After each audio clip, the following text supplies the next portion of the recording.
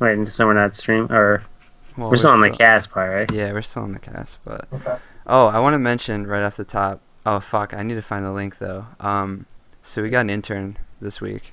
I don't know if people know about that or not, but we picked up an intern. His name's Ryan.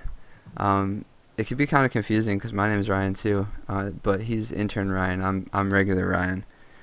He made us a YouTube, and he's gonna be posting the videos every week until he gets bored of it or doesn't want to do it anymore, and then it'll die. But if you're listening to this in podcast form and you want to see, our fucking beautiful faces, then go to the YouTube page. I'm gonna get the fucking information right now and hope this doesn't make a ton of noise. Okay, it's just The Death of Comics, I think.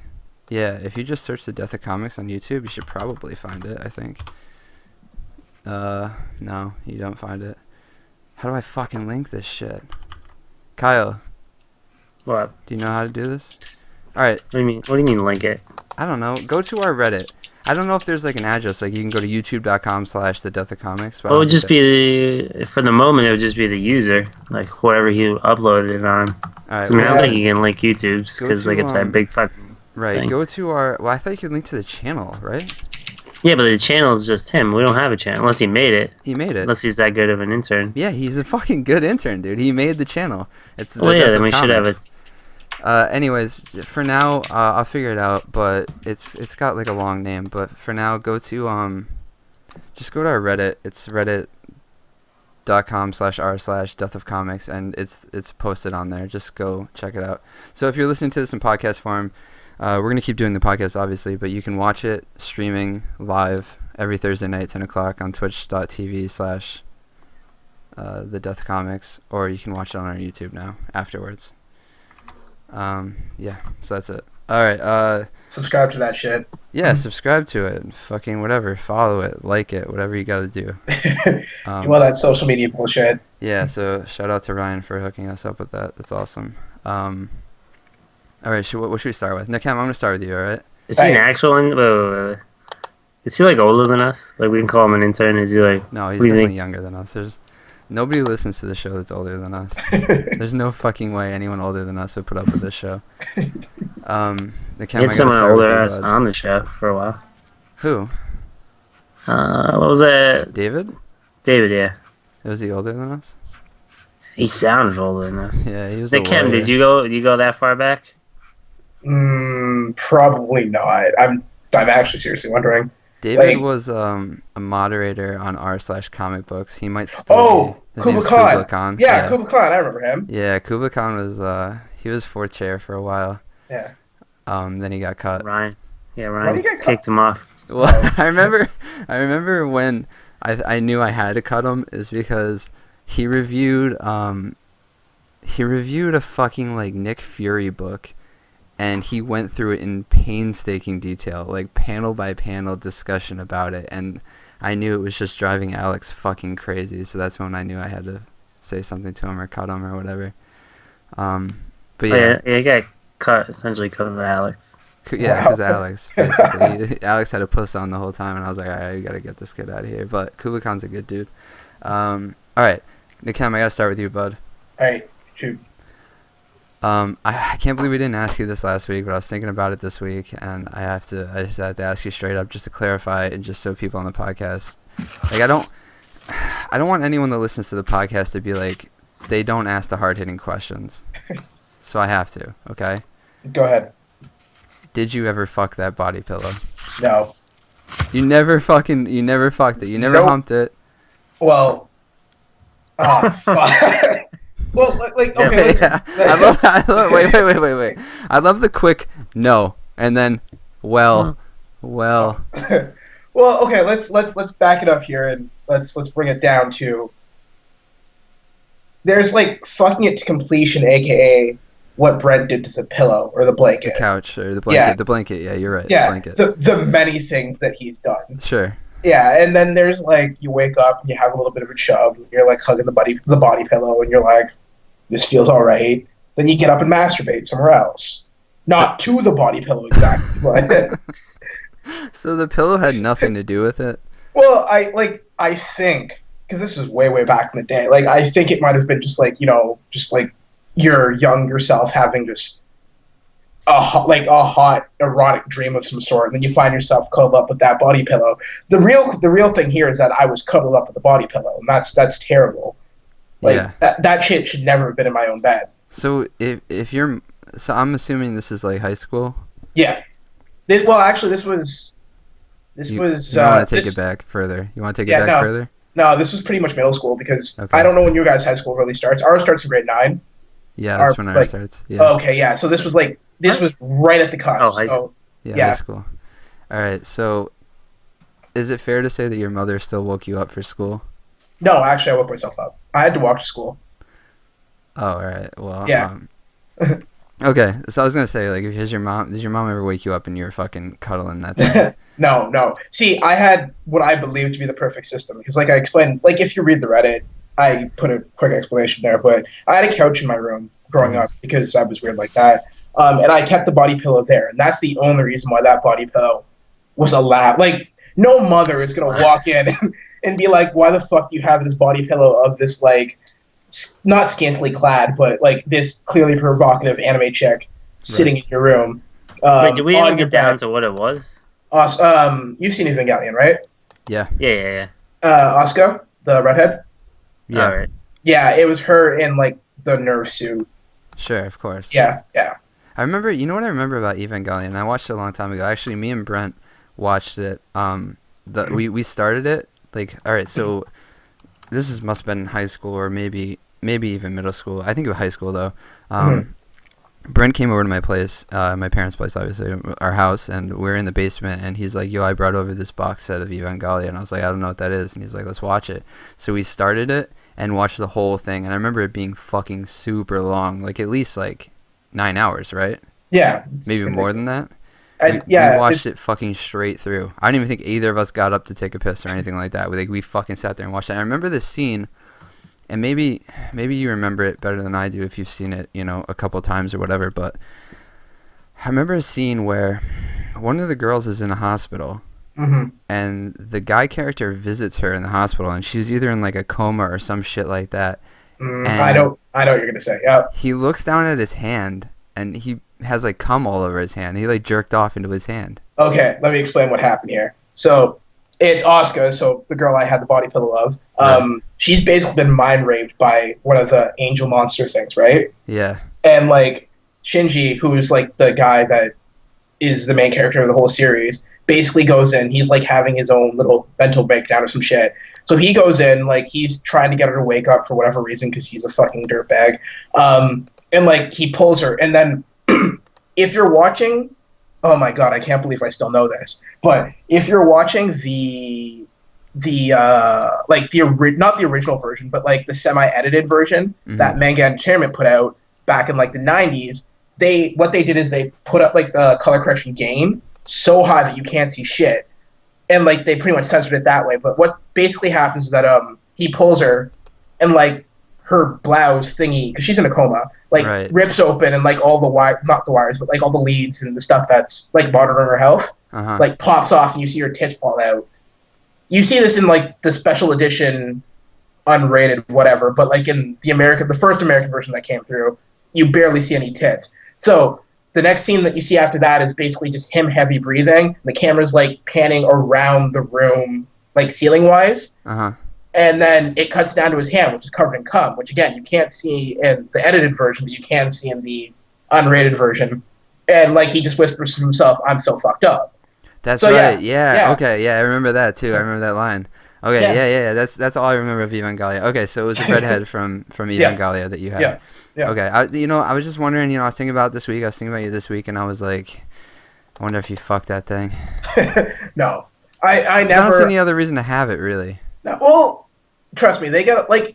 Again, it was the height of my anime phase where I was like, everything anime is super awesome. I want to go live in Japan, blah, blah, blah, blah, blah. Right. And then, that's, thinking about it, that's not even like the most embarrassing shit I had in my room at that time. Like, there were figurines. It was bad. Pillows. I'm looking at these body pillows. Yeah, the body pillows are rough. I think the body pillow is worse than the figurine. Nah, man, figurines I think are like the height. Like, Really? no, Well, like okay, because like we're conditioned that we have like the idea of figurines like of being like decent and collector's items and all that shit. yeah. I mean, you're talking about the upskirts and shit like that, Yeah, right? Yeah. basically, yeah. Like this one just kind of went on to the point of just like, what the fuck was I thinking? And Right. looking back at it, I seriously wonder how my mother let me get away with half this shit. Like how she just wasn't like, you need to go to No, church, she's a son. single mom. She was too Yeah. busy trying to make sure you didn't die Yeah, to worry probably. about what you were fucking humping when she wasn't around. She Yeah, was like, probably. Whatever, fuck 'em. Yeah, All right, yeah. I got some girl shit to talk about. Where should I start? All right, so remember that last week I talked about this chick that I fucking that wanted to hang out again, or the chick that yanked on it and didn't fucking do anything else, and I was like, I was gonna do the ghost. I was just gonna fade away. Mhm. Well, you know, she didn't take that too well. I got this fucking text. I got a text first, and then I got an OKC message afterwards, which is copy pasted the text, but it had a little additional shit on top of it. This is what she said. Well, she was an OKC girl. Yeah, she was an OKC girl. Wait, before you get into that, Yeah. what have you been playing lately? Like, is it more Tinder than OKC, or is it more OKC than Tinder? You know, Tinder.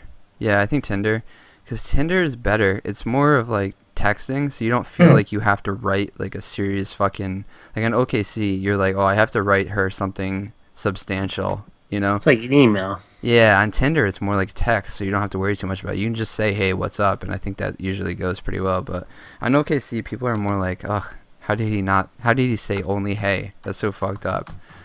Alright, this is what she said. She says, hey, I want to be friends with you. You seem genuine, and like you had fun hanging out. If you were just acting, I get it. But saying nothing is pretty mean. If you could please say no thanks if you're not interested, that would be nice. So it's pretty much what you guys said. Like, Yeah. To text her. I obviously I didn't answer that text. Oh my god, you're That was terrible. a Oh, you couple days double ago. ghost? I double ghosted. Yeah, I feel like you double dipped on that. wasted. You doubled down on the ghost. It's all right. Yeah, it's cowardice. You know, I don't want to confront the situation. Also, at this point, it's kind of like a dick move on her part. 'Cause it's like, obviously, this dude's not responding. Let's just leave him the fuck alone. Obviously, he's not gonna fucking respond to this shit. On OKC, she copy pasted that same shit, but then she added on the top, I'd rather believe your phone's broken than that you're a dick. So I'm writing this here too. She even gave me the fucking phone broken out. You know, her I'd be Oh, you like, oh, should. my phone's I broken. would have been like, you should have messaged her like, oh yeah, it is broken. Oh yeah, my phone's broken, but also no thank you. I'd be like, see, that's the ultimate dick. That's like the ultimate alpha dick move. But no, it's fine. I don't see why. I get it and shit like that, but no. what's okay? So in real talk, what's stopping you from going out with this girl again? The snoring was a turnoff. Yeah, don't fucking have her come to your place, fuck her, then tell her like I gotta be out really early No, tomorrow. because no. Because I can already tell by the way that she's texting and shit Mhm. that this isn't just a fuck and then see you later. This is like a relationship. This is like bigger than that. Like you don't text somebody you just want to fuck. You're not like, hey, you know what the fuck? Why are you texting me? then how about this? Keep just string her along. Like this goes back. Like it's mean, Nikem. That's worse. That's fucking worse. Is it really? Nikem's like just fuck her and toss her out. I'm like, come on, man. I'm trying to. Don't be a dick and not answer a call. Yeah, don't be an asshole. At least fuck her and toss her out on her ass at midnight. No, I'm just saying that the ghost isn't working. So the ghost. You might as well get your like winter bang on. And then when like summertime brighter patches come around, you sit her down and you're just like, hey, look, we gave this an honest to God shot, and you're just not what I want in life. Or whatever. Or you invite her for a threesome and then you fucking ruin it that way. Come on now. God. No, I'm not doing any of that shit. Religious Opium asks how many days has been since that night. It was last Friday, so almost a week, I think. When did she text you? She texted me that I think 3 days ago, I believe. I got another email that I want to read you guys. She texted me that on Sunday. So she didn't even give you a week. Wait, no, I hung out with her Sorry, I hung out with her That Friday, can't be January right, 30th. because- I hung out with her Friday, January 30th, so it's been 2 weeks. My bad. Alright. All right, so if you've been listening to the show for a couple months, you probably know about this. If you're new to the show, then this might not be that exciting. It might not be that exciting anyways, but here's what it is. So the last chick that I really fucking fell hard for, and I hung out with for a while, and I introduced her to my friends. So Was this Doom 64? No. This Okay. was after that. This is more recently than that. This was so she invited me to her Thanksgiving thing. Do you guys remember this? Did I talk Oh about yeah, this on the show? yeah, you did. I Yeah. remember. I know it's cool. Okay, all right. So I fell fucking really hard for this chick, and I invited her. I fucking introduced her to my friends like Alex and Angel and shit like that. And I was gonna go to this fucking goofy Thanksgiving shit with her, even though I hate doing shit like that. I was gonna do it. Like I was making a fucking effort with this chick. So, anyways, she called me one day before Thanksgiving, like a couple days before Thanksgiving. It was basically like, hey, so I hung out with my ex-boyfriend a couple nights ago, and things got weird, and I realized that I don't want to be in a relationship right now, so I don't think we should hang out. And I was like, okay. And I was fucking devastated. Like, this was, so November, like end of November, early December, I was going through this shit, and that's why I've been like such a fucking, like, this is why I've been like so fucking beta with chicks lately and shit like that, is probably because of this. So anyways, I sent her a fucking Facebook message on December 19th, okay? So this was all 3 weeks-ish after this fucking breakup that happened. And this Facebook message is probably super fucking embarrassing, but I'm going to read you what I sent her. I like to think that your phone's broken. then I'm going to read you. I got a reply from her last night. I sent this on December 19th, and I got a reply last night from her. That's not bad. I didn't hear anything from her until last night, so I'm going to read this. Hopefully it's not too boring. Hopefully somebody's interested in this shit, so here we go. This is what I said to her, and I was super fucking down. All right, here we go. Hey, so this is super weird. Sorry I'm sending you a Facebook message. A text felt sort of overwhelming, and I don't have your email, so this shit is happening.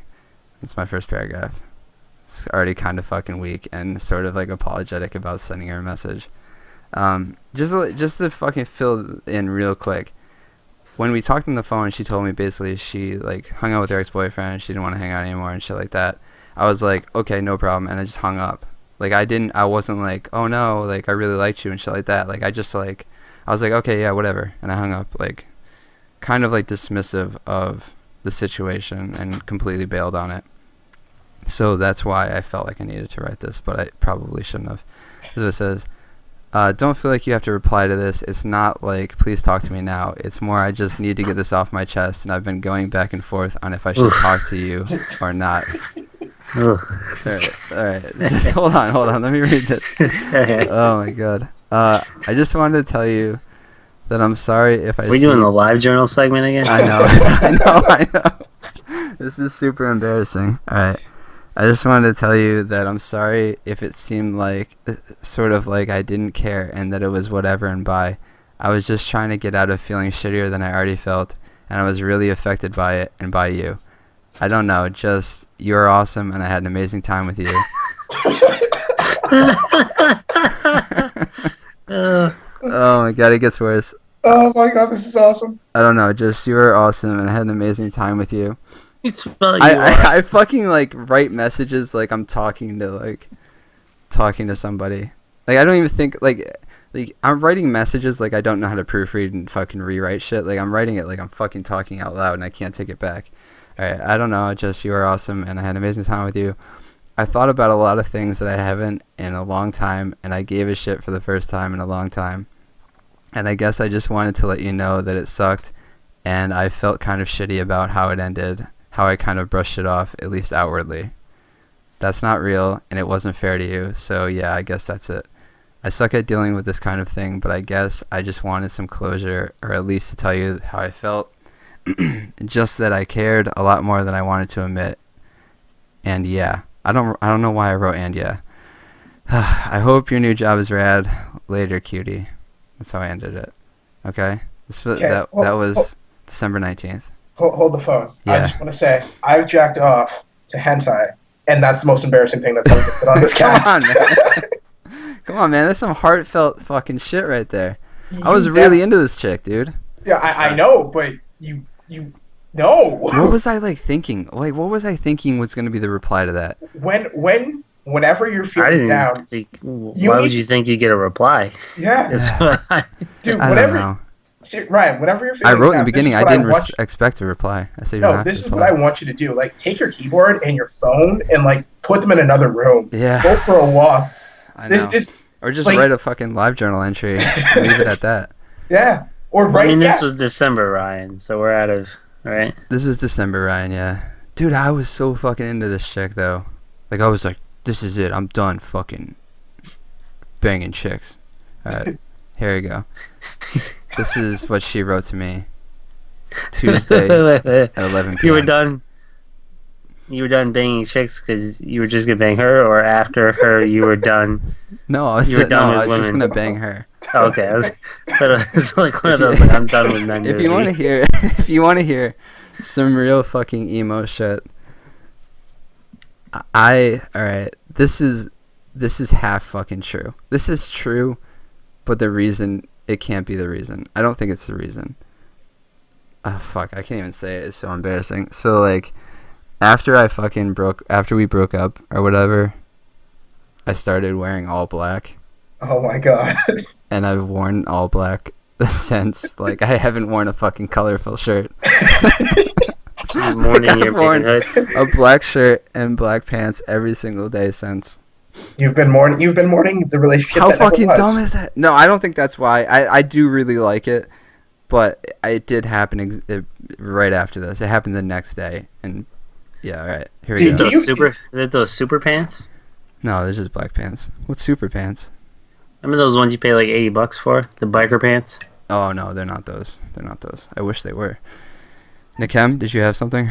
Oh, I can't even remember. Just go ahead. Okay. Just read the next bit. This is what she sent me on Tuesday night at 11 p.m. Nah. That's when we need that fart noise.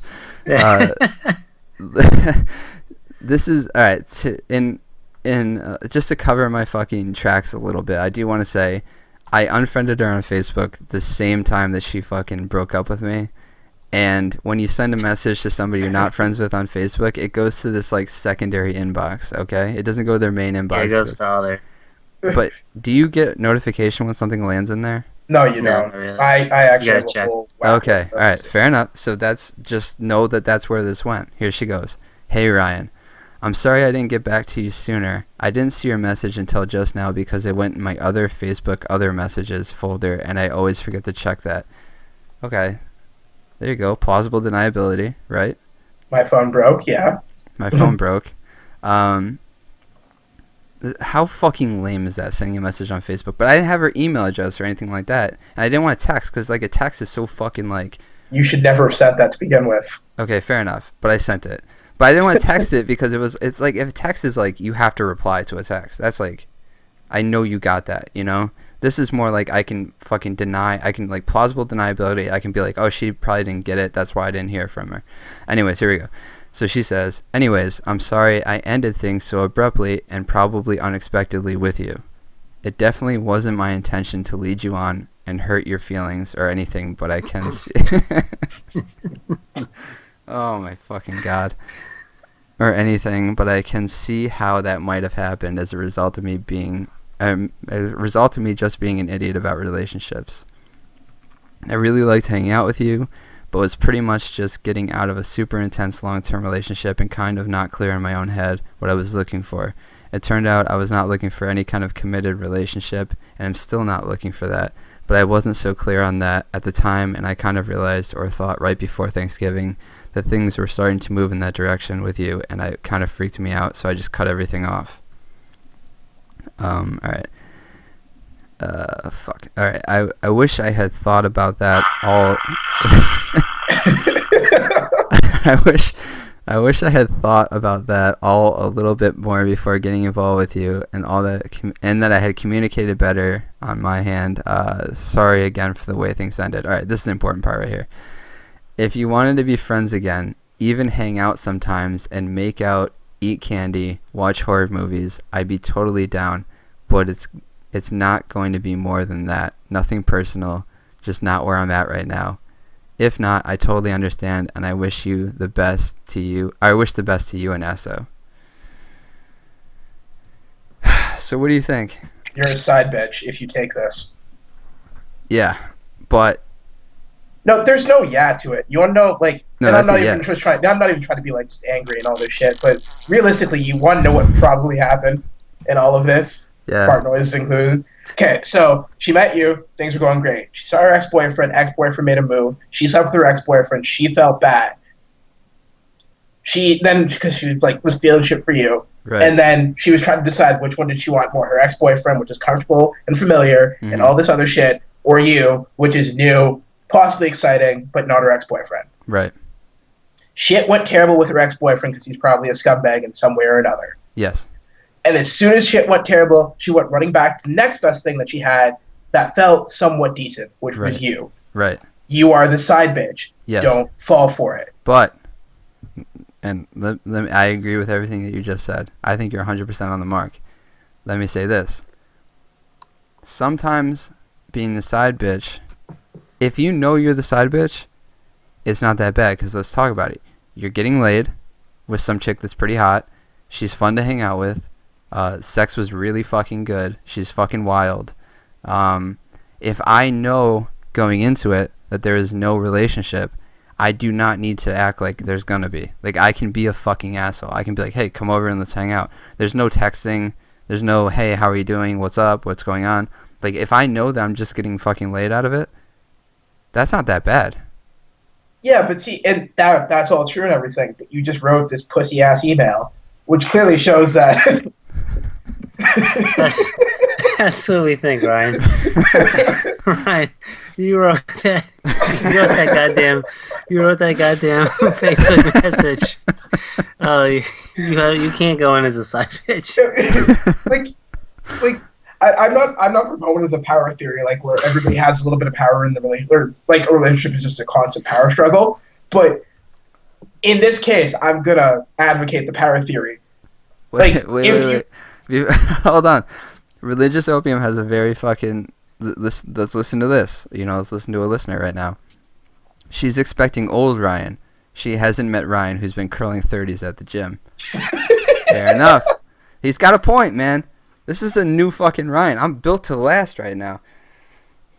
That may be true, but again... I'm curling 35s now, by the way. Oh, good job. I actually mean that. Good job. Thanks, dude.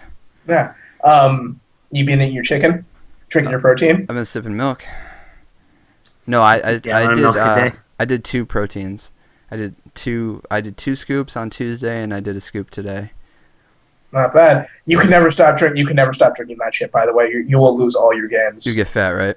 Oh, well, yeah, basically. Yeah, I had a power belly this morning. I woke up with a fucking serious power belly because I ate Checkers at midnight last night, and I woke up this morning with like the biggest fucking power belly I've ever had in my life. Too, buddy. That Checkers Stop midnight. eating Checkers if you just want to live. That midnight double cheeseburger Checkers. Jesus Christ. Holy shit! All right, what were you saying? Nah, okay, I think you're fucked anyways. Regardless if it's new Ryan, old Ryan, whatever, you're fucked. Yeah, I mean, I agree with you, okay? Ryan's fucking dick wants to hang out with this girl. Okay? Ryan's heart still feels something for this chick, I'll be honest. Like, I can't fucking make that go away. Then you can't go. You gotta tell your dick, like, yo, sorry, we're gonna fuck this other no-titted, flat-assed girl who big smartphone broke. Yeah, no, I'm not doing that, but... Fuck, man. Listen, I thought that we could talk about, is there a way, and it sounds like no, because I heard a lot of fart noises. And that might be the answer right there. But I was thinking, Ryan, is there a way to spin this? Is there a way to fucking flip this on its head where she sees Ryan, curling 35s, big motherfucking Ryan, with another chick that he's trying to fucking get into, and I'm just like There is completely a detached possibility. and ice cold with this chick.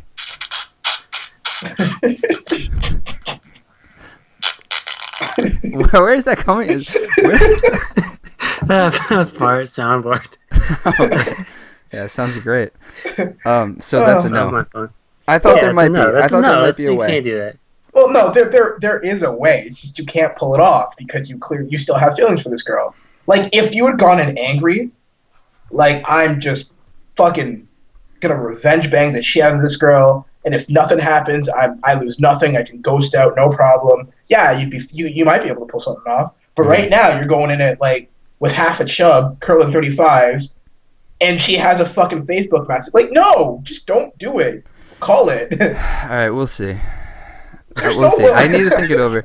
Listen. This might be one of those situations where the only way to win the game is not to play. It's exactly one of those situations. The best way to win this is just to be like, just call it. Just it's dead. But if Ryan can get laid, it's hard to say no because Ryan hasn't been laid since December 30th. You got a girl waiting in the wings right there for you. No, She's listen. taking it. Let me talk about this. I went on a date last night. Oh shit! Let's hear this. I think it went very fucking well. We went out. We had sushi, big fucking like pieces of sushi, which were like if you have a beard, you can't eat fucking big ass sushi. It's impossible to look cool doing that shit. But you know, I managed. I had to cut some of it up and whatever. Dude, we went to Barcade, played some fucking games, beat Michael Jackson's Moonwalker. It's a tough one. After we're done, Was she playing with you, or were you? yeah, dude, she was fucking. She was there, and this is how into it she was.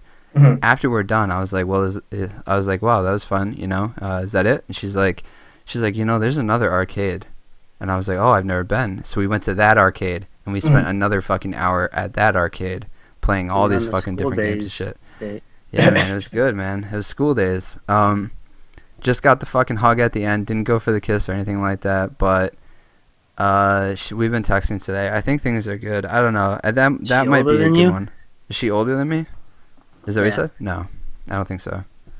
It is weird, and for me, I mean, personally, could care less. But it is weird to hear Ryan. Like it always used to be like Ryan first date, like fucking or yeah, dude. Yeah. I didn't even go for it. I didn't even ask her to come over or anything like that, dude. I thought about that because all right. That was your move. That was my move. Is you want to come over? Like, yeah, I didn't even try it, dude. I didn't even like. And you wouldn't even really invite him over. Remember? Wasn't it like I'm going to do this? If you want to come either way, let me know. Yeah, dude. I didn't even like. It didn't even cross my mind. Well, obviously, like I thought about it for a second, but my intention was never to invite her over that night. And see, Ryan, that's why you can't. To bring this back a little bit, that's why you can't. You can't do this with the other chick. Like you're in the rebuilding phase. You're in the I'm gonna build. Old Ryan is dead.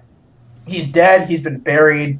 The fucking other wolves have eaten his corpse and like absorbed his power. We're building like Ryan 2.0. He's faster. He's stronger. He's not stronger. He wouldn't write that email if he wouldn't write that Facebook message. No. Gallon milk is that fucking Facebook message was like the stake through old. That was old Ryan. That was the stake through old Ryan's heart. He was the like end of an era. Yeah. New Ryan started. What a way to go out. Yeah, like a fucking bitch. Yeah, what a way to fucking my last. Here's the thing cry. too. If we think about this, we had old Ryan, and he kind of died when Brent died. And Brent is dead, guys. We forgot to update. Yeah, sorry about not updating you guys. Wait, hold up. Did you guys kill him and then send videotape a a confessional to his daughter? To his baby? Yeah. No, we didn't have it. He died so suddenly. We really didn't have much time to We plan. didn't even get to ask for retweets. And then we had in the middle of the road Ryan with Kyle, who doesn't really encourage you or, if anything, tries to bring you down. Just makes fart noises. Yeah. That's basically the input that I get from Kyle. There's like a couple fart noises off the soundboard. But we got Nakem is trying to build a bigger, stronger, I know. faster. And Ryan's resistant Brutal too Ryan. because Ryan ghosted. He completely ignored all of Nakem's fucking bullshit last week. and there's a pretty good chance he's gonna ignore most of the bullshit this week, and he's probably gonna try to fucking sleep with this girl. But listen, that's better for the show if I try to sleep with this chick. Well, it's better for the show, but it's gonna break your heart, man. Listen, I give it all for this podcast. And we love you for it. I speak for the dozens of us. The dozen. Yeah, the dozen of us who say so. But it's gonna break you, man. I say cut and run. You have a perfectly good girl waiting on the edges. This is like a perfectly good girl. The girl from last night. Oh, fuck you! He's talking about the yanker. Yeah, I was. No, not the yanker. I was talking about the yanker. But no, stop with the yanker. I'm done with the yanker. That one's over. It doesn't. Nobody yanks me. Nobody yanks and runs on me. That's where my intrigue falls. The yanker. Like that's why I was. Yeah, like that. That would intrigue me more. Like I don't know how many times we've gone over the weird, like, especially me and Brett were just like indifferent to sex. Like I could, for the most part, could care less. But like that would be something that would intrigue me to no end. Me hanging out with the yanker? No, being yanked, and then not, because like I don't know how many times, like I remember one time, like I made out with a girl in the car for like an hour or so, and then she's like, "Do you want to go upstairs and finish this off?" And I was like, "No, I'm just gonna go home," and because I was playing, I was in the middle of Borderlands, but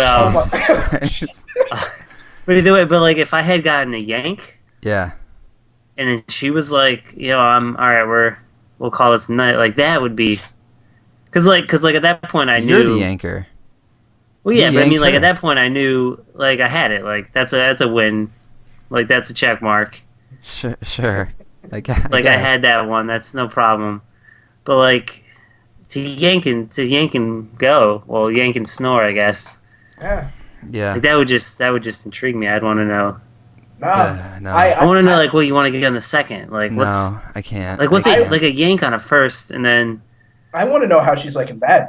Like, honestly, Yeah, no, I'm interested in that, too, because she did say, while she was yanking, she was like, we're going to have such good sex. I was like, oh yeah, she did say that. Yeah, it's too juicy not to. Okay, if she hadn't sent that, she hadn't given you the perfect out, is your phone broken? I would have fucking let that thing die and just laughed at you for that Facebook message.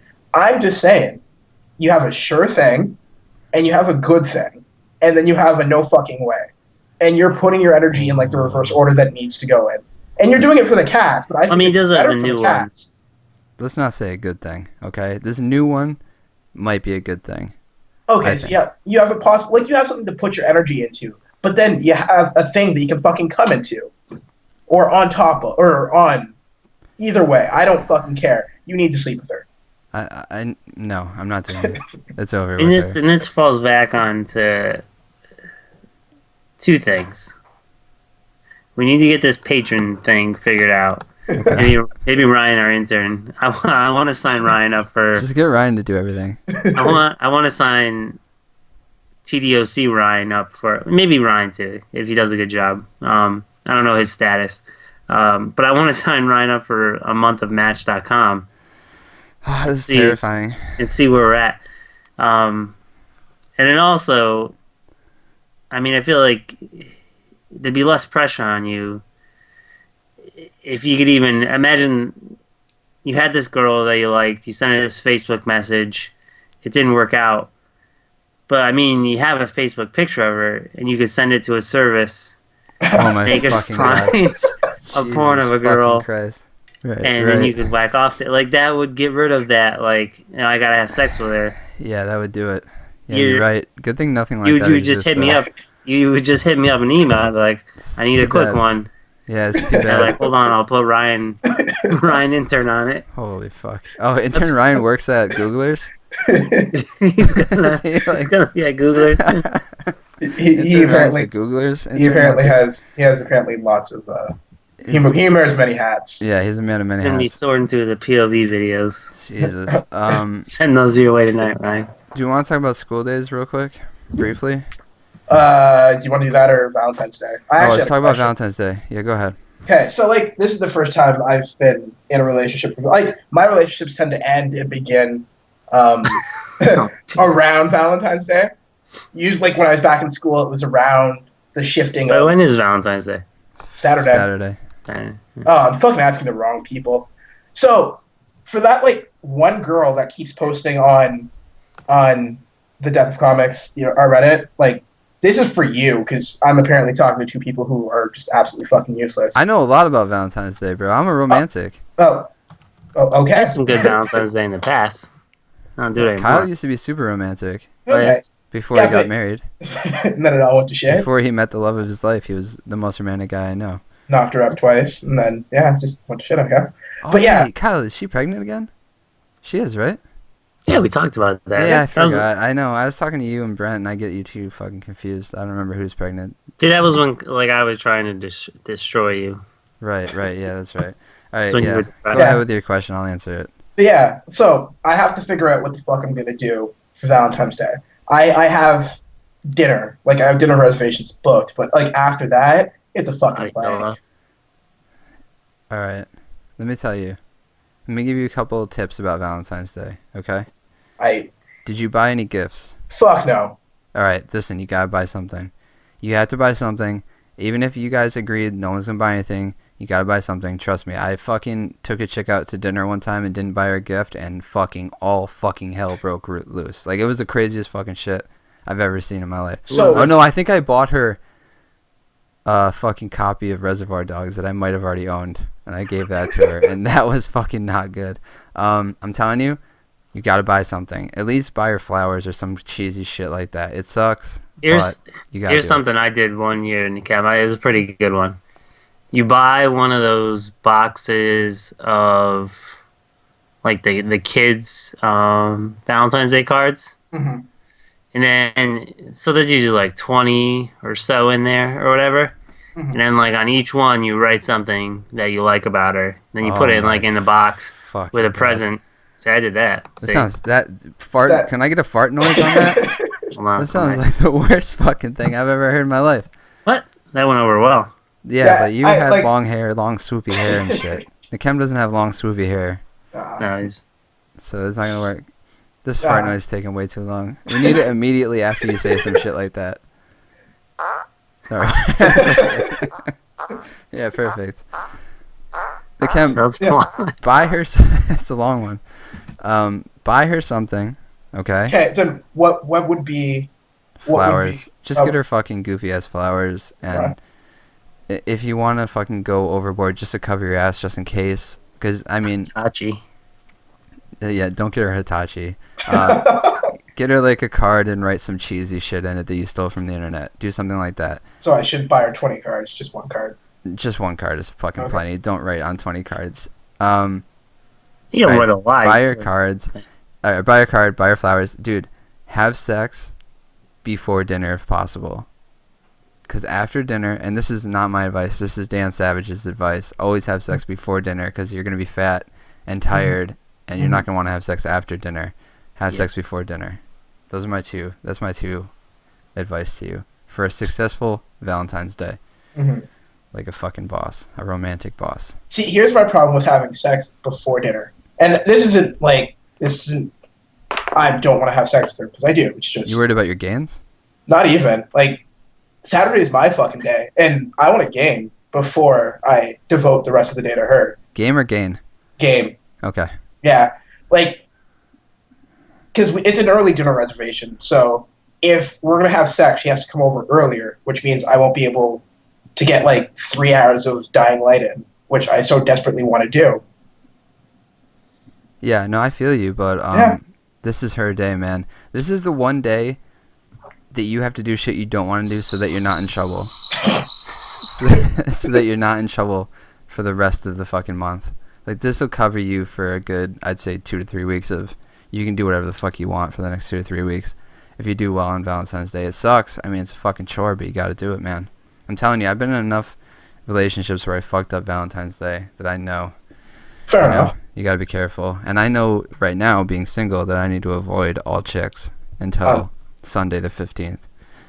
Really? I can't be talking on the 14th to a chick. Yeah, no, I can't have Really? it. Like, if I fucking Facebook message this chick on the 14th, how Which you fucking will. sad would that shit be? If Valentine's Day, I send her some cheesy message like, let's hang out sometime. She's like, no, we're not gonna be in a fucking relationship, asshole. So we'll see. All right, is that it for Valentine's Day?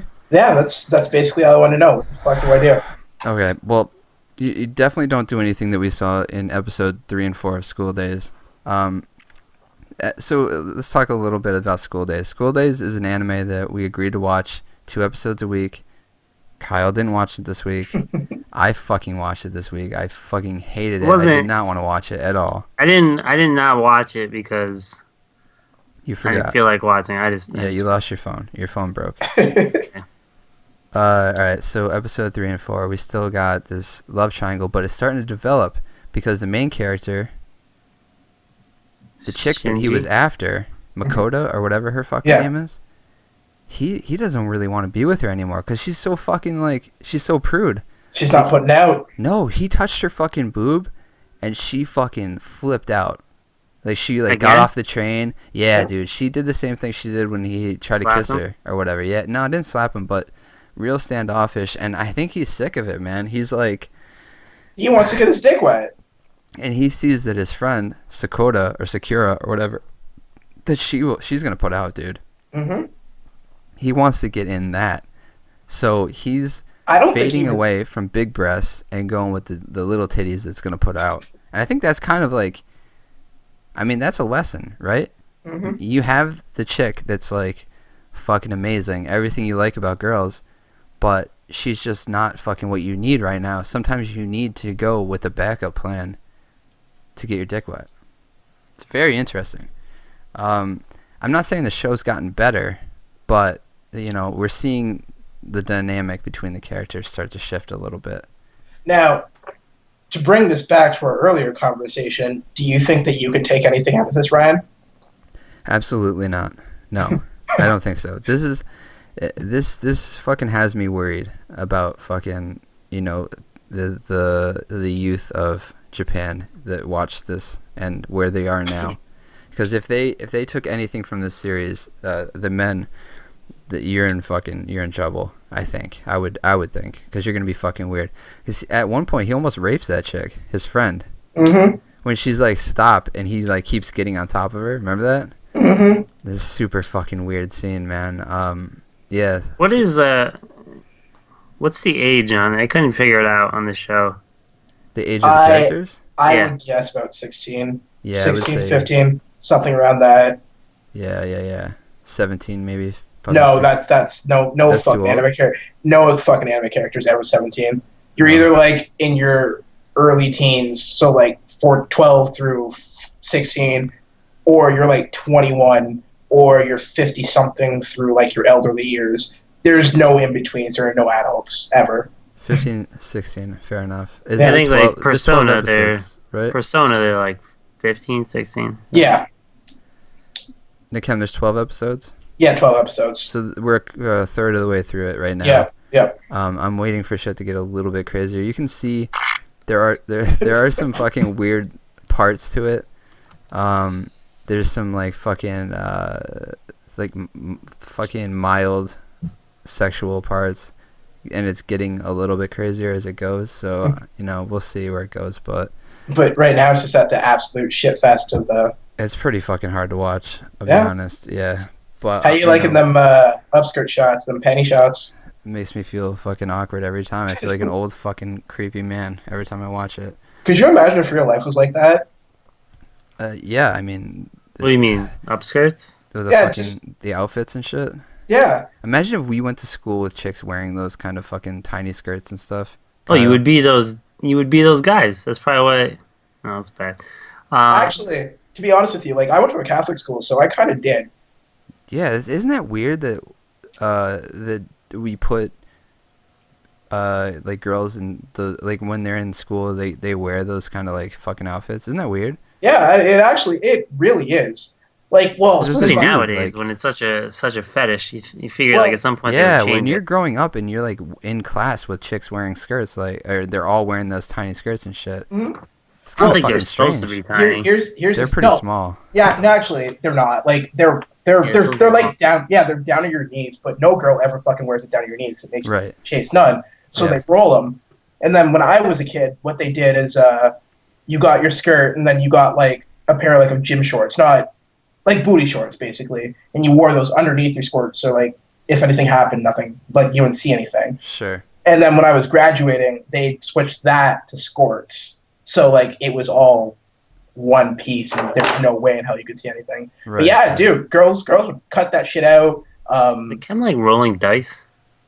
Nah, I have no idea what the fuck that sound is though. This is definitely fucking Kyle. Like Kyle's not every even noise, me. every noise I hear on the podcast, I automatically just Not assume moving it's at fucking all. Kyle. I can hear it, which means it's not me. It's No? probably still Kyle somehow. I Somehow might he's have- fucking doing it. I might have just hit something on my desk or something like that. But yeah, no, that's kind of how that's a fair not fair representation, but it's Right. somewhat accurate to what girls used to wear in my school. Oh, I want to mention this too before I forget. I think Jeff's coming on next week, so Nick Ham, you can be here too. I'm not saying this, so you have to get. But no, Jeff's coming on next week. I'm super fucking interested. I gotta know. Oh yeah, I want to know about it. Is Too. Jeff still with this chick? Oh, you haven't talked to him yet?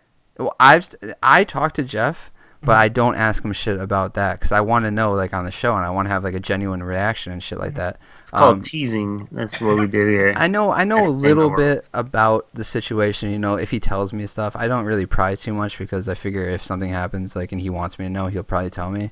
Mhm. But yeah. So I think Jeff's gonna be on the show next week. Because they're gonna record on Wednesday, so he can come on Thursday. So I'm looking forward to that. I want to hear because if you guys aren't familiar with the situation, I mean, Jeff hasn't seen this chick in a long time. They've been dating for 14 years. It's a long distance relationship right now.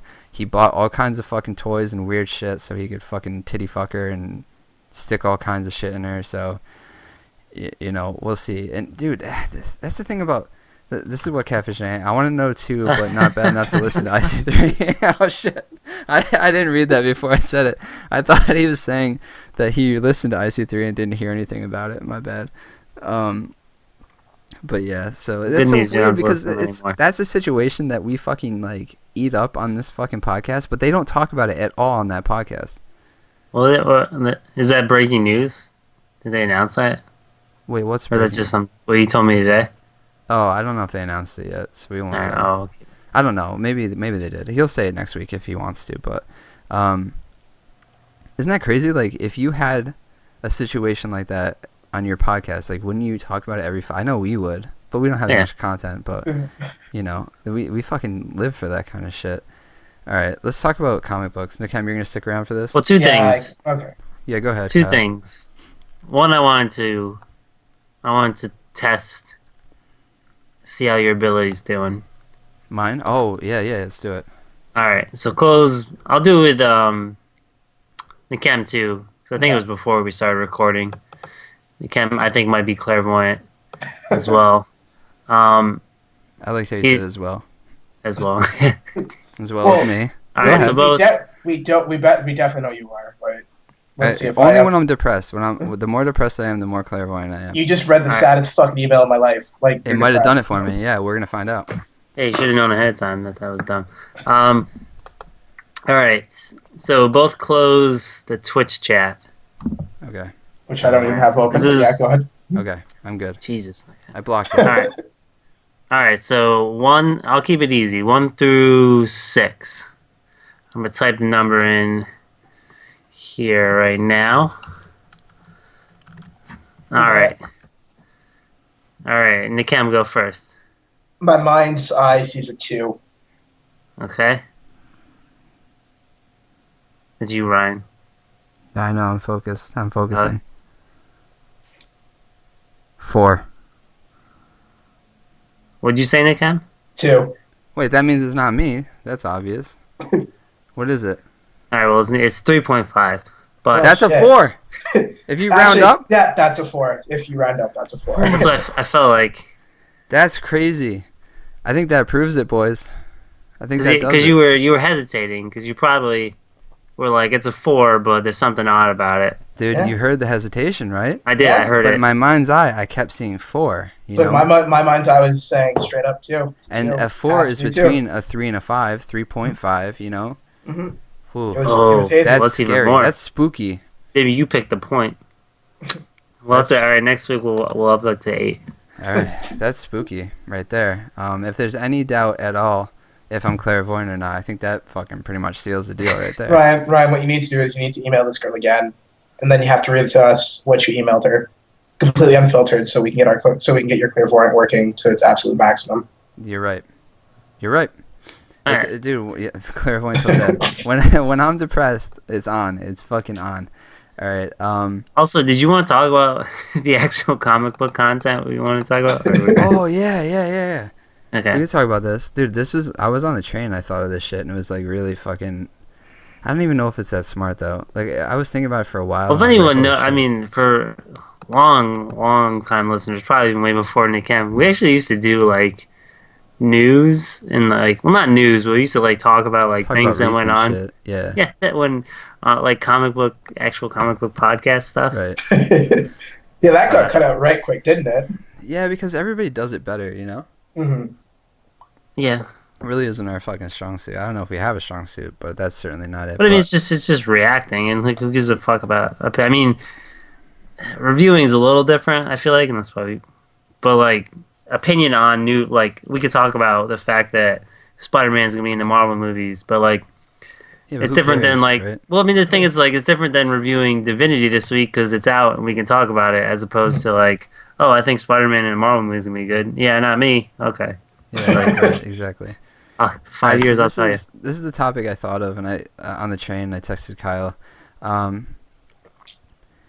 It's like I was thinking, you know, why is reading something like Saga so much more compelling than reading something like Captain America or, you know, fucking Spider-Man or any of that shit?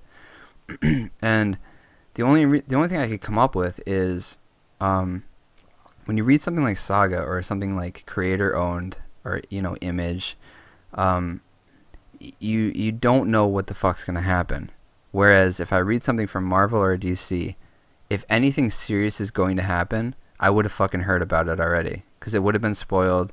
They would have talked about it on, you know, Times, the fucking, you know, the website, like fucking news outlets and shit like that. Like, but with Saga, I don't know. Saga, like that Lion Cat shit that happened. Spoiler alert, but it was like a year ago. So, but you know that Lion Cat shit that happened. That shit like affected me. Like I was like, holy shit, I had no fucking clue that something like this could happen. And it's because Brian K. Vaughan could kill off Lion Cat. Like he could have fucking done it, and nobody would be like, yo, what the fuck? Why didn't he tell the retailers so they could have ordered 100 more copies, or why didn't he fucking tell the news so that people would have known about this going in so they could have bought more issues, you know? So, I don't know. I think that the big two is suffering because of that. Because they have to spoil their shit in order to fucking be fair to the retailers and to get fucking news and shit like that. So, I don't know. I was just thinking about how much that takes away from reading comims. What does even... Oh, go ahead. Well, because I mean, even to think of something recently, is Remender's Captain America, and like how awesome that series has been, but just like how impactful like that second issue was because of them killing Nomad, and whether or not he's like actually dead. I mean, because that issue. I mean, that's a different thing. Yeah. But I mean, just like something like that was cool to see because like I mean. Whether or not it's not a main character, but I mean, yeah, it's that type of thing like gets lost when it's, you know, Spider-Man and this whole like, oh, I don't know what's going on with the upcoming stuff, but yeah. Well, to add to that, you got like, you know, like wrestling's fake and everything like that. And I think the analogs of the wrestling world can be spoiler alert to anybody who didn't know, but yeah, like the analogs of the wrestling world can be kind of attributed to comic books where it's the lie requires that the people who know it's a lie believe that it's real anyways, and then the people who are lying to you believe that it's also real. And we kind of have that same thing with comic books where, like, we know that things cannot change dramatically. We know when somebody dies. Like, you just said it. Like, is Nomad dead? Probably not. Is he dead for the next year? But he's probably coming back. Wolverine just died. He's probably coming back. Like, they build up all these things where they're like, XYZ is dead, or it's going to change forever. And we all know that, like, the status quo will be restored in one way or another. Like, we might not get the Wolverine that we know, but we might get, like, fucking Wolverine from, like, 617 or whatever. Like, fucking Age of Apocalypse Wolverine comes in, takes over for us. So I think that we're all kind of, like, in on this big like we're all like as comic book readers, we're all in on like the big lie, so we know that things have to go back to a somewhat steady flow. Whereas if you're reading Saga or something like that, like you said with Lion Cat could die, and then like that's the end of Lion Cat, unless Brian K. Vaughan decides to be like a giant douche and bring in like Lying Dog to replace Lion Cat. Like Lion Cat, if Lion Cat dies, Lion Cat is dead. He is not beholden to anybody or any other cosmic universe or continuity. Yeah, I don't know if I don't know if fucking Big Two comics can ever be as good as creator-owned books in that respect. Like in the fucking like they can't hold as much weight. I think creator-owned books. I think they can, but they're going to need an editor who is basically willing. Like they need to be able to piss off the entire comic book readership, because there are people out there who are just like fucking. Like, they're hell-bent on keeping their continuity the way it was. Like, you remember when the New 52 launched, like, 5 years ago, and people lost their goddamn shit? Yeah, they still are losing their Yeah, they're still losing their goddamn shit. Yeah. But, like, could you imagine if the New 52, if, like, they hadn't just kind of gone and, like, limp dick, and they just gone and been like, we're changing fucking everything. Everything changes. Fuck you. Continuity is dead. Everything's new. Yeah. Like, I mean, and, yeah, then it could have been impactful, but they didn't. Wait, isn't that what happened? Yeah, but it was everything was shook up, and then the shit fucking storm happened, and everything slowly fucking started to blend back to the way things were. It's gonna... I mean, but even before that, like you saw it like almost immediately, like things started to be like, okay, we're gonna move closer back to what we were. Like, it wasn't even that much different. No, but it was worse. But it was worse. But I mean, even to then, I still think like. To that, and I think it's always focused on that. So, like, you can't kill... I mean, even though they did, like, you can't kill Captain America and have it be impactful. But I think you can, and I think in that case, it was because of the way it's written. Like, I don't know, it's always focused on killing someone, but, like, you know, what Brubaker did, killing Cap, and then taking that time to build... you know, Bucky up as a character and have him be so important, and then that in itself kind of build into an important thing when he came back, and I mean down the line. I mean, yeah, you look at One More Day. I mean, Peter Parker and Mary Jane still aren't together, and like people like lost their shit, and I remember reading that and was I don't want to say like devastated. Like I wouldn't write a Facebook message, but like I was pretty like shocked, and like I don't know. I thought it was pretty impactful at the time, and then they stuck with it, right? But you knew it was coming. Yeah. They That's my thing. It. Yeah, like they cannot help but spoil shit, because that's the world we live in. Like you fucking have to now. But I mean, to me, if you want to catch me like fucking my favorite moments in comics are ones that I'm fucking completely slack-jawed, like surprised that something happened. I'm like, holy shit, I can't believe they fucking did that. That'll never happen in a Big Two book as long as I look at the fucking internet. Like comic book shit. Like I will never be surprised like that. Like yeah, I was surprised when they killed Ian, but at the same time, it's like it's fucking Ian. You know, it's not a huge deal. Yeah, I mean, it's never gonna be anything of. But they're not gonna kill all. They're never gonna fucking surprise you where they're like, you just buy an issue just randomly. You're like, oh, I'll buy fucking whatever. I'll buy Superman. And then he dies in the issue. Like at the end, you're like, "What the fuck just happened?" Or like, Lois Lane. Never or Lois Lane dies. Yeah, it'll never happen to us in our fucking lifetime. When that's just shit will never, unless it's like an Elseworld book, maybe. But that shit'll never fucking happen to us, and that's a fucking bummer. Because that shit, if they were fucking just blindsiding us constantly, that would be some of the most compelling fucking comic books of all time. Like it would be like Game of Thrones, you know? But realistically, would it really? I mean, like, after a while, because I like Game of Thrones. Like, fuck, I have the entire series, like, sitting right in front of me right now. But I almost think sometimes that Game of Thrones would read a little bit better if he kept some of the guys alive. No way, dude. That's why that shit is so fucking successful. Some of them probably. I think some of those characters are so good, and like I would love to see how it went. Maybe that's just my own revisionist history, and like I would love to see how it went, but I still like the way the book read. I know what you're trying to say, but like at that same point, excuse me, all these characters are like they're not just characters anymore; they're properties. Yeah, Like, no, exactly. Yeah. they're franchises. No, I'm not saying that. Yeah. I'm not saying that they're fucking up. Like they can't do anything about it. Okay, no, I know. I Like get the what you're trying to say, writers yeah. do not own the characters. They Mm-hmm. cannot fucking do anything about it. Like there's nothing to be done. Mhm. But you know, it would be fucking amazing if DC was just like, hey, you know, go fucking wild, and you don't need to tell us. You know, let's not go on The View and fucking tell them do you about get the the new id- fucking Thor. Let's Do you, just. do you have the idea like they're kind of doing that with Future's End right now? Yeah, But, and I mean, that's still that's the Elseworld thing stuff. about Elseworlds Yeah. is like that's why Elseworld fucking rules, and you know what? That's why some of Flashpoint was so fucking amazing, because Flashpoint was all Elseworld shit. You could do whatever you wanted, like Thomas Wayne, like fucking like I don't remember what happened exactly, but I'm pretty sure. Oh, Fuck, I she can't was the remember. Joker, remember? She was Yeah. the Joker, yeah, his wife, like Martha or whatever. Yeah, like shit like that is fucking amazing. I would just It love is- to read some of that.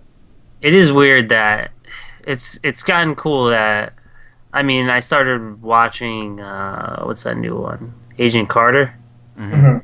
It's pretty good, and it was like watching it, and it was weird to think like this is a comic book show, Yeah, and like the big two, and especially in Marvel now, like it's too big to get away from like what Ryan is talking about, because I mean at that point like they can't I mean you can't do it with not anything that's gonna be a mainstay, and you can do it. That's why I think some books that are some of my favorite books are, because what I was thinking of Vengeance the other day, yeah. like no, how I was thinking good of Vengeance the was. other day too. Yeah. But like I imagine it didn't sell that great, and they No. could do it because it was just like a little thing. Like, here you go, this is for this type of fan. And I mean, you kind of see it with Elektra. Like, Elektra's been fucking amazing, and the shit they've done in Elektra, like, I'm surprised that they've been able to do. But it's because it's for like a small audience Yeah, that you know what? like they don't have to appease. It's kind of Maybe- fucking horseshit though, because like, all right, so forget what I just said, like that they can't do it. They can do it if they wanted to, because Yeah, they can, but then because the movies do not sell comic books. All right, nobody sees a fucking Captain. All right, not nobody. I would say fucking Majority, 98% of the people that see Captain America do not buy Captain America the comic book. It just doesn't fucking happen. The movies do not sell comic books. Like, the comic books are a completely standalone thing. Like, the movies are the movies, and that's entertaining, and people love them, and they're fucking awesome and shit like that. But what's happening in the comic book world does not need to be reflected in the movies, and you don't need to have characters alive in the comic book world in order to have successful movies. There's no correlation between the two at all. I think that just because a character is fucking in a huge movie, like, I mean, you see with Captain America right now, he's fucking a completely different dude, and no one's like, there's no confusion on fucking any site. he's, where they're he's like, not yo, even what Captain the fuck? America. Who He's is a this? fucking old guy. Yeah, no one gives a shit. Like, no one fucking gives a shit, you know? I think we need to take a little bit more chances in fucking comics, you know? Because what the readers are reading month in and month out, especially in the big two, is really just the same fucking shit. Like, just fucking put out every month. Like, yeah, some different shit happens, but essentially you're reading the same fucking book over and over and over again. I don't even think we need that. Like, in my mind, and I know it will never work because sales will kill it, but like, we need a clear delineation between like the A-listers, so the Batmans, the Supermans, your Captain Americas, and all that. They can have their own spotlight books, right? But then we still get shit like my favorite parts of the New 52 was like all the fucking wacky one-off books that we got, like I, Vampire, Yeah. shit, what was, not Sword and Sorcery, that was terrible. Yeah, the book. With Etrigan. Dial H. Yeah, Etrigan. Yeah. Dial H was great. Dial H. I even like Mr. Terrific. Everybody fucking shit on that book, but I loved Mr. Terrific. There's a whole bunch of like one-off books of characters that will never, ever, ever, ever, ever get their own solo series again. Right. But DC was like throwing shit at the wall to get that magical 52 number. Mhm. And even Marvel, when they were doing like their all new and Point Now or whatever the fuck, like they were throwing some new series at the wall and like seeing what stuck. And I think we need like more of those kind of little things. And I really wish there was a way that like they could just put them out regardless of sales. Like, I, Vampire should have gone on for much longer than it did. I fucking loved it. Everybody fucking loved I, Vampire, but it sold like Everybody ass. that was reading it, yeah. Yeah, but it was doing pretty well in trades, but like the floppies were barely doing 20K like a month. Right. So like I mean, I wish they could have just like either like done something with it, like tried some new revolutionary thing where DC it was. continues to do that. They just cancel them, you know. But I mean, we see it in Arkham Asylum that was canceled. I think. What's that other one Arkham that we're Manor? reading right now, with the Ben Templesmith? Well, they're relaunching like what 20-something books. Did you Yeah. guys see that? Yeah. I don't know. I'm pretty excited about Convergence because that seems like Elseworld shit. I don't know how it's gonna work yet, but It's exactly else. It's gonna work in the same way that the only world that's gonna come out is Well, even the Fantasy world, and then they'll cherry pick like the bits and pieces of the other world they like. Marvel's, I don't know what it's called, but I mean, we're Battle World? essentially getting, yeah, and that's going to essentially be a reboot. Well, not a reboot, but there's going to be a lot of changes in that. So, I mean, I don't know. We'll I see. don't know. There's some exciting shit coming up. I don't know. It was just something I was tossing around. Just let me just read this shit from chat real quick. Religious Opium. That was so great about the Ultimate Universe. A lot of the stakes felt real, and everyone is expendable. Yeah. Again, like Ultimate Universe sold pretty well, but it was tied so closely to the movies. I think they were scared to kill off some. But big characters, right? here's my problem with the Ultimate Universe, and this kind of goes back to my point where you can't just be killing everybody willy nilly. Did you guys read Ultimatum?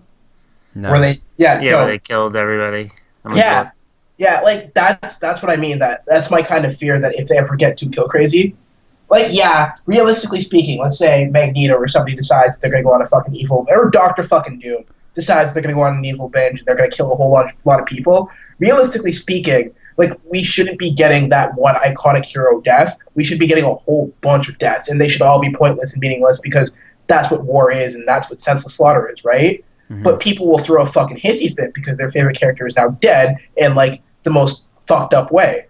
Like in Ultimatum, the Wasp got eaten by the Blob, and that's actually something like when you read the book, you can kind of see it because the Blob's he's terrible.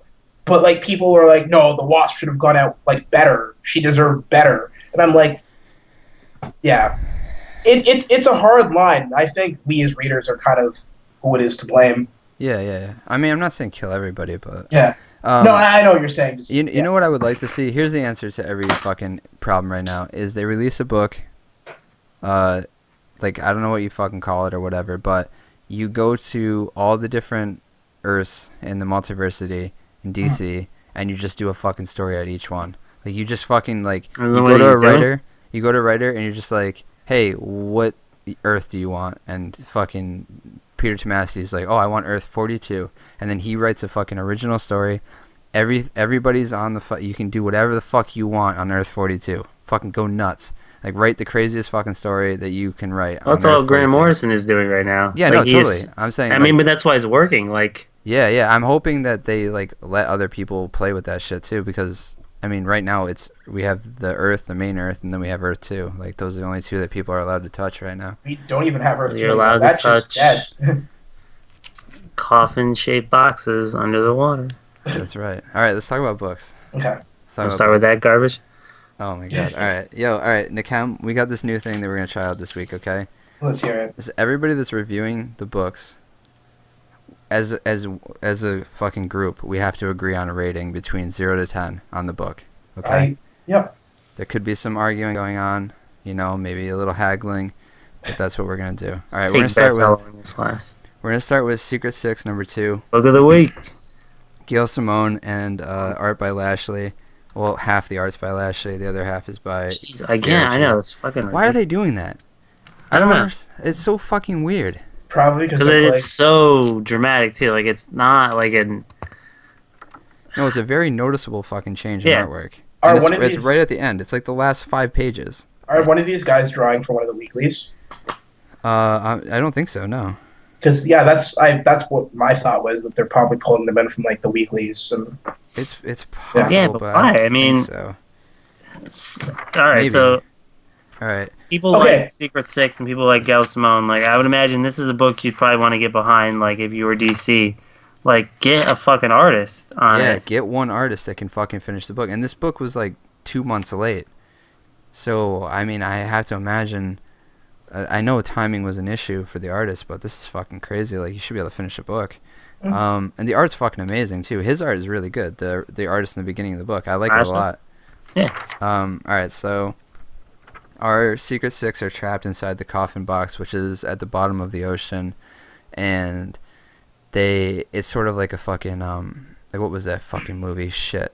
With the games, want to play a game? What movie is that? Saw. The Saw type thing where it's like answer this question in fucking a minute or somebody dies. And so, eventually they don't answer the question. It's like a riddle or some shit. Like, what is the secret? Instead, they use the powers that apparently they have in the box. It's like, oh, this ventriloquist chick can pick up the box from the bottom of the ocean, float it above the ocean, and then they can just fucking punch their way out of it. This is a pretty simple fucking way out. But it went into the backstory a little bit of why Catman can't be confined in a box and why he doesn't like getting wet. Is like, he was abducted sort of like a la like Old Boy or some shit, and he was put inside this fucking prison for a year, and he had no fucking human contact at all until some chick brought him a cat at one point, and that's why he's called Catman. She brought him a cat and was like, I feel bad for you, here's a kitty for you to raise. Some evil dude put him in a box. We're not really sure why, but so that's why he has this issue with being confined, and why he doesn't want to get wet and shit like that. But I liked most of this book up until the end of it. I love these characters. Catman's a fucking awesome character. The ventriloquist is fucking awesome. She's old and creepy and kind of like really sexual, and she has this fucking dummy, and he's kind of has his own personality and shit. I think the personalities in the book are really good. I don't know, I liked it a lot. Kyle, you hated it? Well, I'll go right into the rating. I will give the Catman story a 9. Yes. I will give the rest of the book a 2. Like, what's an overall? Can I get an overall? Overall, because the Catman was so good, I'd give it a 7. But I'm done with this book. You're done? Yeah. Okay. All right. So here's my point. Catman thing, really fucking cool. Like, I like that as an origin. I thought that was really creepy. Like, I thought the shit with that, like, it was almost like that person seemed like Joker. Like, they brought the cat. Like, all that shit was great. The interaction with the team, I didn't like, especially because so much of it was dedicated to Catman, which was fine. But outside of the box, like, a lot of it was ventriloquist. And then it was such a stupid way to get out of the box. Oh, you can move the dummy on your own. Okay, that's fine. All right, they need a way out. I understand that. Right. What's the secret? Okay, I'll tell you what the secret is at the end of the book. One of you guys killed somebody. I want to know who it is. But they're like, nah, never mind. Like, the person asked them to get back in the box. They're like, no, come find us. Like, that is the premise of the book. Like, that's dumb. That is dumb. I agree with that. That Catman shit was great. I'm more in it for that Catman ship type moment and the relationships between the characters, because that's how the old Secret Six was. It was like really fucking heavy relationship, like Bane and fucking what's her name, Vandal Savage. Yeah, like that shit is fucking awesome. And Gail Simone does it really fucking well. Like, you even saw it with the big guy, and he rescues that chick. Yeah, that's kind of the weird thing about this issue is, overall, I think the relationships in the book were good, but it's the plot that's not good. Well, okay, so the hamstrung plot at the end, which again, you could have kind of ended the issue on, like, they're about to die. Like I had no problem with them being in the box a little longer, but also, like, spending so much time on Catman, which is fine, because, like I said, it was really good. It felt like there wasn't enough time in the rest of the issue to cultivate those relationships in the box and then get them out of the box. Like, if they had spent a little more time, because I liked the big guy, and I liked the ventriloquist, like, interaction with Catman. Like, I thought that shit was great, and we even got it felt like that one girl is one of the girls in the box, right? The one who brought in the cat. Mm-hmm. Yeah, she is. Yeah, so sure. I mean, like, I enjoyed that stuff, but at the end, like, it was so rushed and, like, so much time was spent on Catman, which again was good, but, like, it's kind of a mess. I really liked it. I'm gonna say for me it would probably be like a 8-ish. So I'll go down to a 7. You want to say a 7? I'll go down to 7. What? 7. Before we move, what I will give another maybe an 8 or a 9 is this lineup for Suicide Squad. looks fucking awesome. What Is that is just it? me? Is it an ad? I didn't see it. Yeah, in the it's in the back. back. Oh, I didn't It's look at it. Parasite, Black Hand, Poison Ivy, Reverse Flash, Cheetah, which I give a fuck about, and Talon. But Black Hand, Parasite, Reverse Yeah. Flash. Black Hand's such a fucking awesome Oh, character. yeah. He's And so I love fucking Parasite. underused. Have you been reading the new Suicide Squad? No. Yeah, don't. Like I don't care how good that book becomes. The art alone, like they need a new artist on that thing. Well, is there gonna be someone taking over for this? Maybe. I think it's just a new writer. I don't think they're getting a new artist. Oh. All right, let's talk about Divinity, issue number 1, Valiant. This is by Matt Kint, art by Trevor Hairsine. All right, Do we pick the 2 books that? Oh, Nick Hemden. Nick Hemden. I read Divinity. Okay, he read Oh, Divinity. okay. Of course. Divinity is a book. It's kind of confusing because it's Matt Kint and he writes confusing shit. This is kind of like a heavy sci-fi type book, I would say. Mhm. Yeah. The story is about our main character. His name is Abram Adams.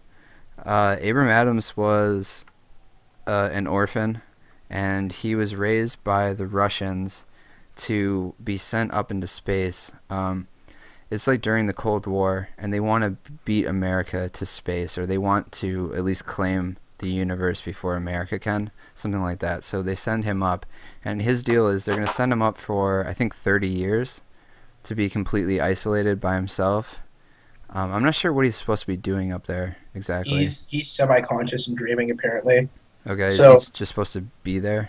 Well, from what I Like understood of it, because this was confusing as fuck, I think that like he was supposed to be there. So like his body would perceive that he's there, but like in his mind he would think it's a dream. Okay. So that's how he would perceive time and everything that he went through. Because it's like 30 years, and he's aging really slowly. So instead of having like 30 years of boredom, he's having like 30 years in like a half lucid state or something like that. Okay. So then we fast forward to what I think is present day.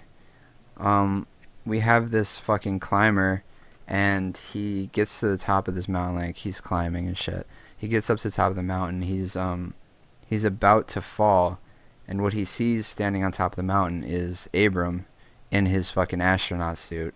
I'm not sure how he's there or fucking why he's there, but the climber falls, and he's in this fucking dazed state.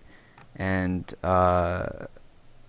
is this separate though? Fuck, I'm not sure. It's so fucking weird. It kind of jumps from like time to time. I'm not sure if the climber's even important at this point. Is he?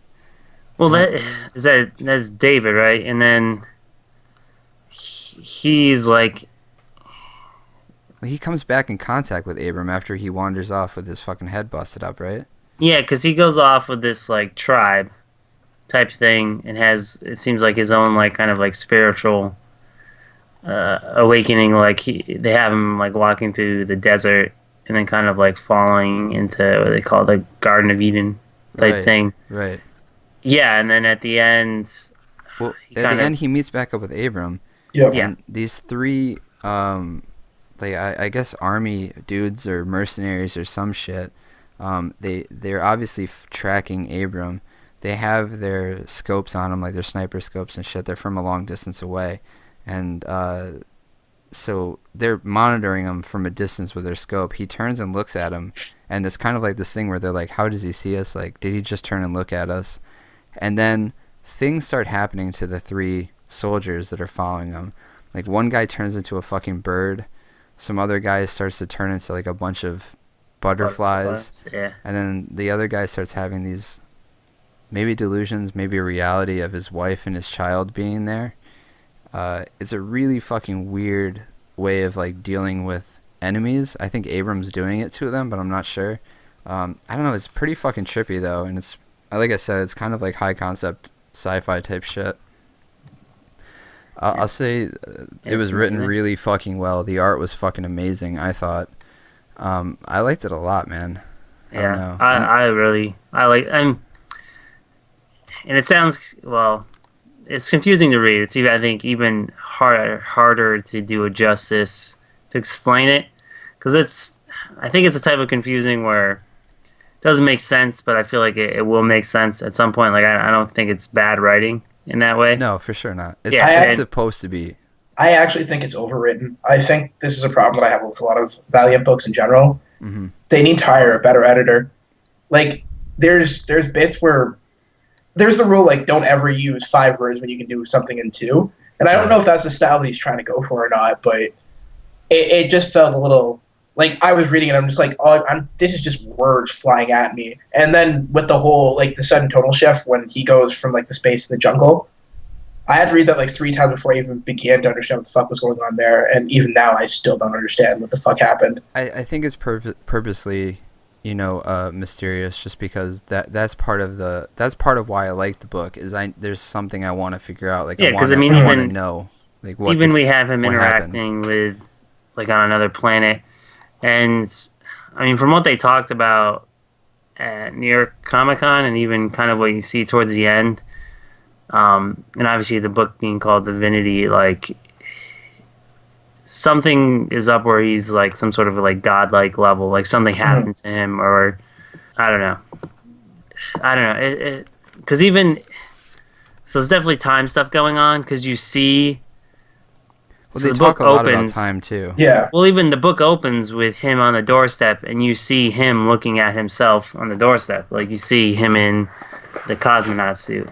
Oh, you know what I just realized too is like, which is it's a fucking awesome suit. When we see him in space in the scene before he meets David for the last time, he's talking to the Vine, I think, which are the aliens from Exo Manowar. Like, those are Vine, I'm pretty sure. And they do such a great job of tying the universe. Yeah, I think so too. What's the book we just read? No, I know what I'm reading. I've started but finally going through my backlog of Archer and Armstrong. Right. And then, like, the Sect War, talking about, like, all the kind of, like, secret societies and sects, and, like, they're all in war. And, like, one of them was, like, Divine, and, like, how mysterious they are. Yeah, never mind. Right. I don't know. I'd probably give it like a 9. Yeah, I'm all right with 9. 7.5 for me. Nakem, can we get you up to an 8.5?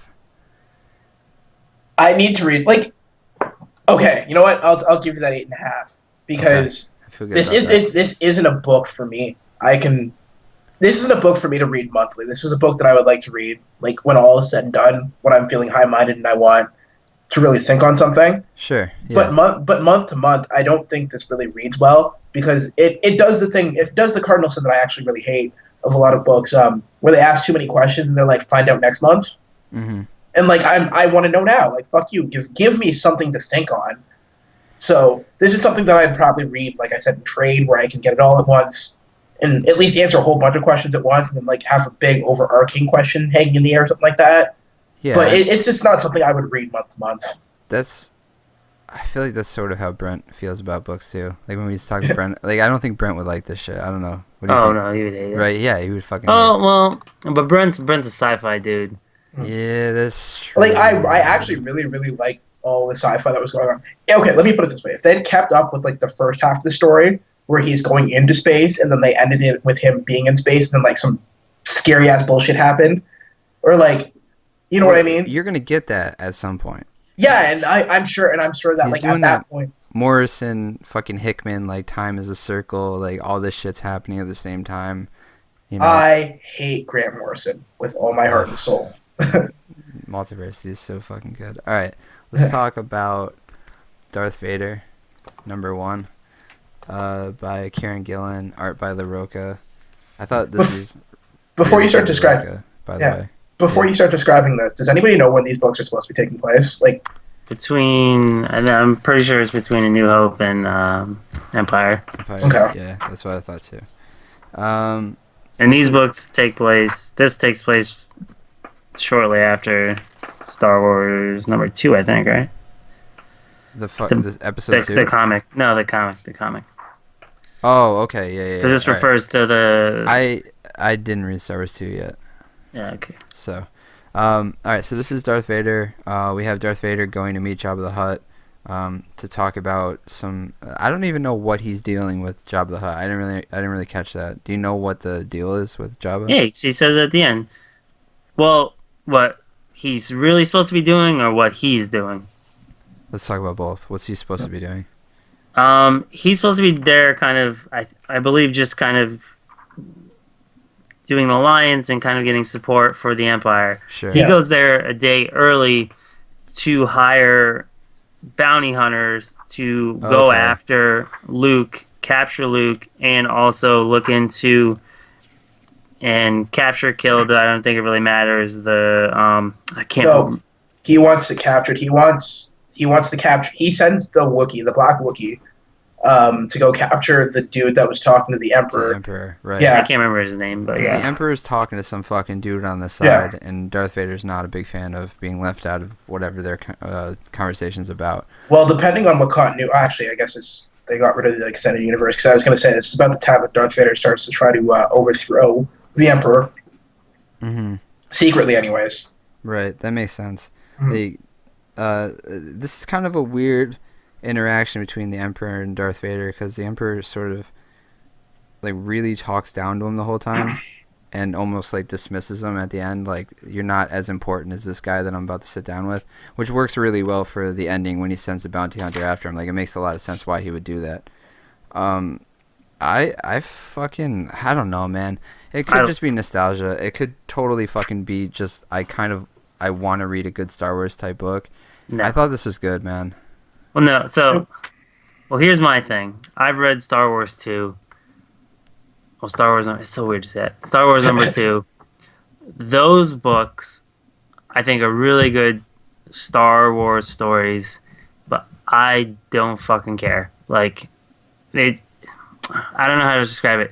This, to me, is something that's like building depth and bringing like breadth to a character that like I think makes sense. Like, his interaction with Jabba is so fucking awesome. Yeah. And like the shit with him and the Emperor is so good, because I feel like because Gideon's like, he's a real fucking smart dude. Like, anytime you hear him talk, like, and all his books are like really kind of in-depth, like research type books. And like, so even if you look at the prequels and you kind of look at Empire and Return of the Jedi, like, the hopes he had for like Vader and how much like he just like continually is disappointed by Vader, and like Vader still kind of like being on the edge, and then what kind of like leads to the end of, you know, the redemption he gets at. Like, I felt like you got like a lot of that like subtext just like in these like casual conversations, and like, I don't know, this book felt like he got like what I would want out of a Star Wars book. And like, Star Wars is good, but it's just more Star Wars. Like, this is, I feel like this is something else. Like, this is a character study. It is. I was actually going to say that this is probably the only time that I've ever read Darth Vader actually written like Darth Vader. Right. Like, because if you ever read, and please don't, but if you ever get the insane idea to read some like the extended universe canon, like, Darth Vader is written as like this fucking ultimate badass space Nazi, he's gonna tear shit down. But like, in reality, Darth Vader is like a failed project. He like, as Kyle was saying, that like the Emperor had like, he was supposed to be like this thing that brought the Sith back to power, and now he's like working at 10% of what he could have possibly been. And like, the Emperor's pretty much just like, yeah, we know, like, you're fucking, you don't be fucking useless to me. Like, I saved your life. You might as well at least try to not fuck up so much. Well, even that shit with, like, he's like, no, we got to use the Force, and the Emperor's like, no, like, that shit doesn't fucking work. And like, you can still kind of like, or when he's calling he was them out, raised to be a Jedi, like, and he. Yeah, or when he was calling them out or when he's calling Vader out for basically fucking, like, for destroying the Death Star, because it was his fault. He was the one that had the insane plan to let them go so they can track them down and kill them all there, and it backfired on them. Like, he's rightly calling Vader out for being kind of a chump, which, to be honest with you, Vader kind of is. Yeah. I don't know. I agree with everything. Yeah, I think it was probably for me. And I think he said, this is good, Loroka. Like, I'm gonna say an 8 for me. I can give it an 8. I think they need to get a new artist on that, though. That's the only thing. I like the art. Really? I thought the art was. I think there was some funny faces, or maybe it was just some of the angles. But yeah, there was some stuff. I still think Vader's He's a hard angle to get, like, to not look goofy. Yeah. I'm alright with an 8. I might go a little more, but I'll agree with you on an 8. How did you like the last page where he spoilers? But yeah, he just kills that sand village. I fucking love it. Yeah. Yeah. It's kind of He funny hates that. to him. Well, It's yeah, like a but like throwback. yeah, but like it's kind of funny that like it's so many years later and he's still just like, I fucking hate you, sand people. Yeah. I mean, it's kind of like how he fucking cuts loose, you know? Yeah. Like, I lift the 35s and he just kills some fucking sand people. Like, we both have our own ways of cutting loose. It's when you go back to your like your hometown, you always have to like go back to your favorite place. Just And kill a couple Yeah. people there. yeah, exactly. Yeah. I go feel grab like- Do some pod races. Yeah, Oh, I go that's- back to my favorite pizza place. Vader kills sand people. Let's talk about The Empty, number 1. This one I didn't read. So By, This is why I thought. created, Campus written, Claire illustrated, lettered, and colored by Jimmy Robinson. All right. So that's just hefty, man.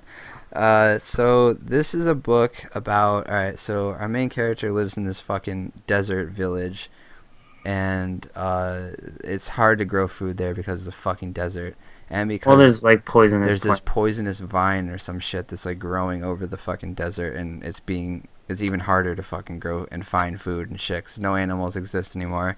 Like, this poison vine is like emitting this poison gas that's like killing fucking everything pretty much.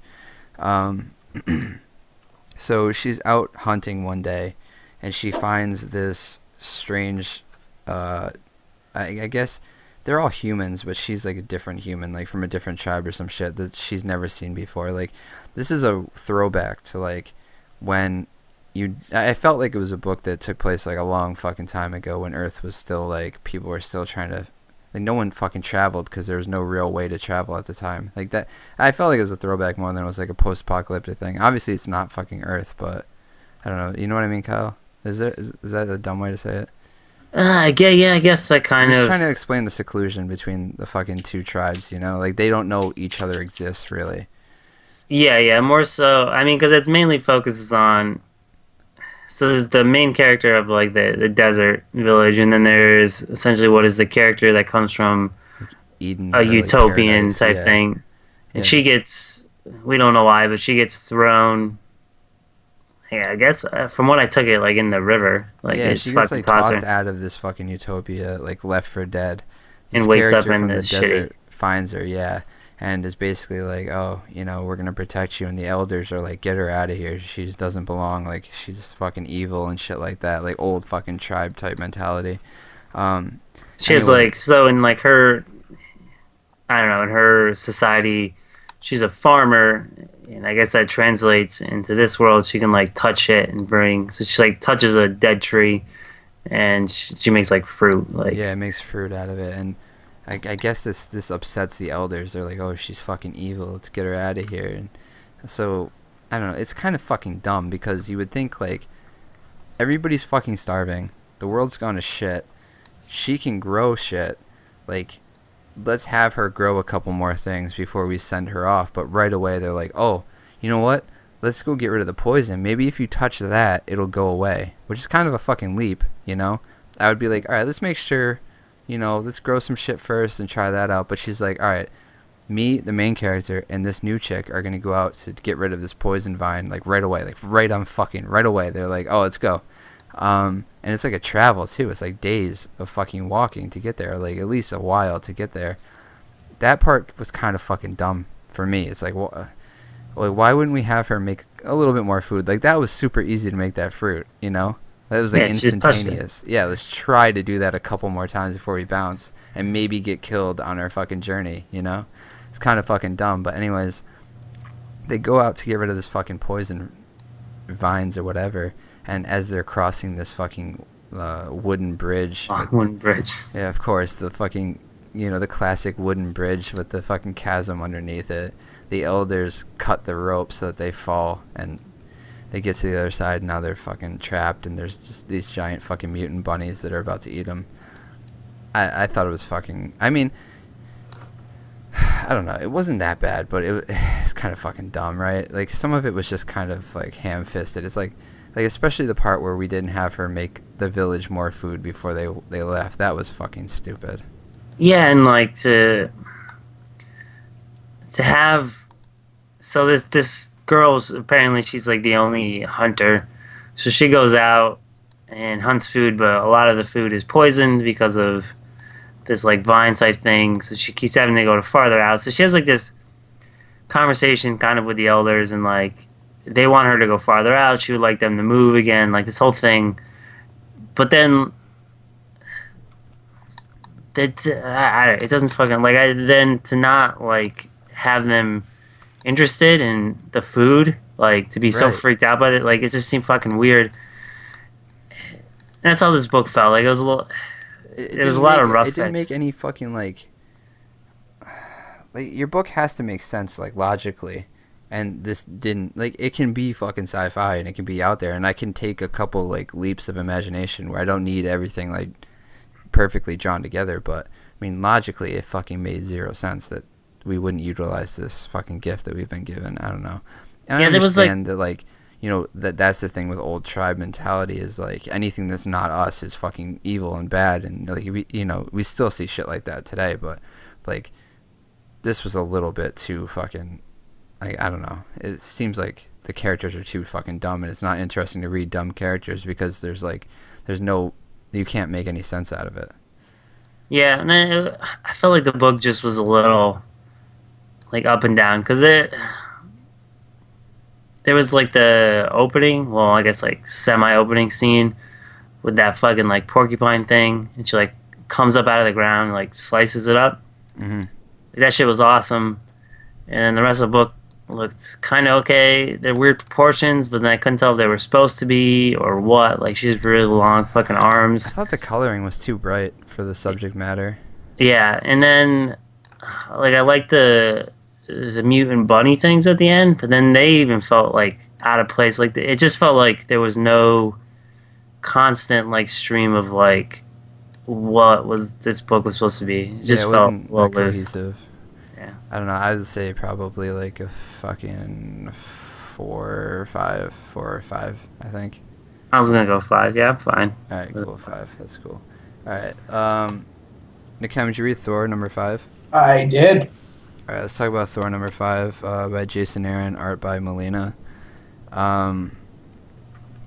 Speaking of fucking books that barely make sense, this issue was fucking really dumb, I thought. Yep. I liked issue 1 through 4 a lot. Like, I love seeing this chick tossing the hammer around. I love seeing her fucking destroy ice giants and deal with the dark elf dude. Like, that shit is all fucking awesome. The first 4 issues were super smart.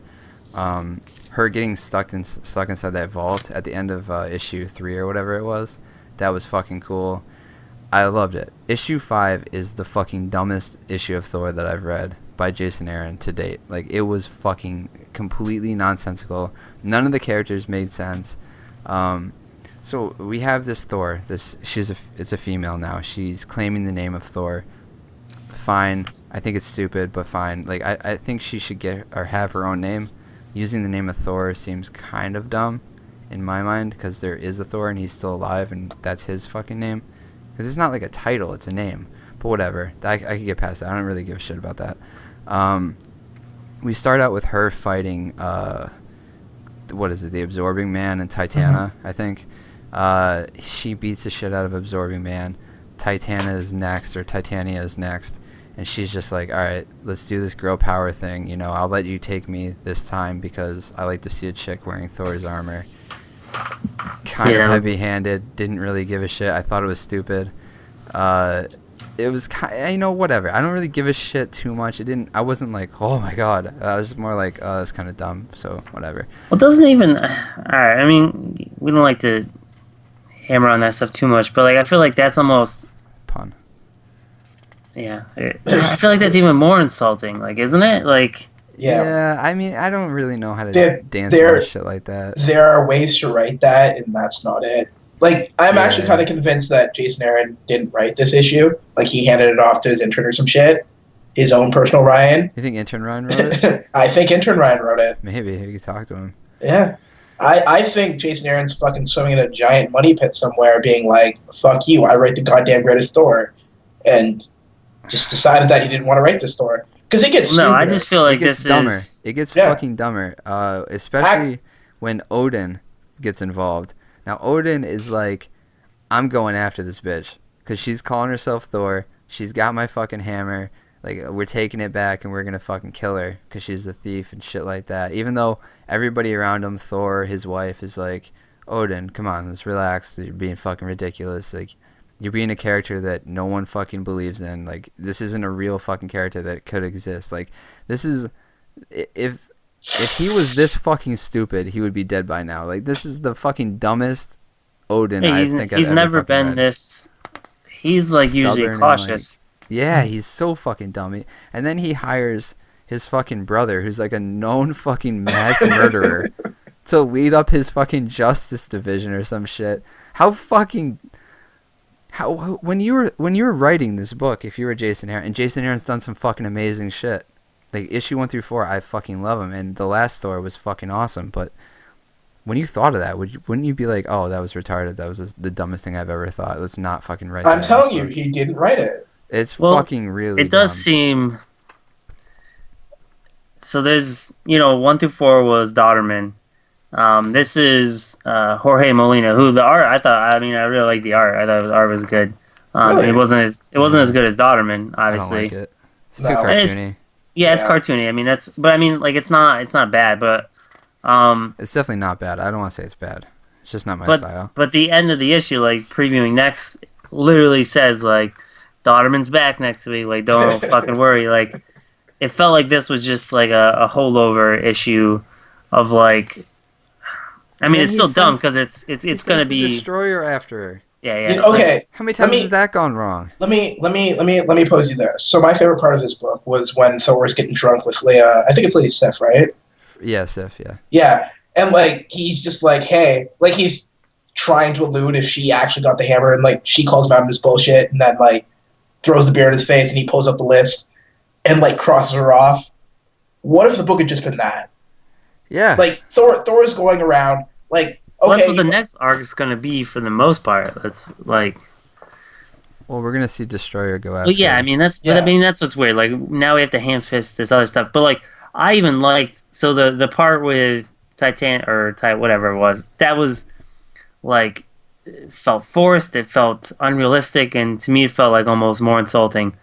I really enjoyed the shit with Freya, like on the moon. yeah, that was good too. I thought that was Yeah. fucking great, and I even loved more the like that she did have the ability to pick up the fucking hammer Yeah, Yeah, because that like we was saw cool. it in that first issue, like where like it moved for her, like or she just stared at it for a while, right? Yeah, Yeah. she knew she could pick it up. Yeah. Yeah, It was and, just like, that I shit should've was picked great. up that stupid hammer. This is a really fucking weird issue because all the Odin stuff is just fucking dumb. Dude, Like and it was such like a nothing issue. Like nothing fucking happened in this issue as far That's as why. I'm That's why. concerned. That's why I'm saying that they should have just gone all out with the nothing. They should have just made it. They should have made a comedy issue. It was a Seinfeld issue of Thor. Yeah, Fucking issue about nothing, but Seinfeld would have done it a lot better than this. yeah. That's what I'm saying. Just have Thor, just, like have sad drunk Thor be going up to all these girls and being like, "Hey, you Thor now?" Yeah. And then have the side thing with his mom. Like realistically speaking, I'm pretty sure they're probably going to set up as Odin is going to be like either possessed by something or it's not really Odin. Maybe he's maybe- possessed by his brother. Yeah, possessed or fucking evil Loki. well, it's I even don't- I don't know. But, like, I guarantee they're setting something up with Odin, but, like, all of that just did not need to be on this issue. well because it's even weirder is issue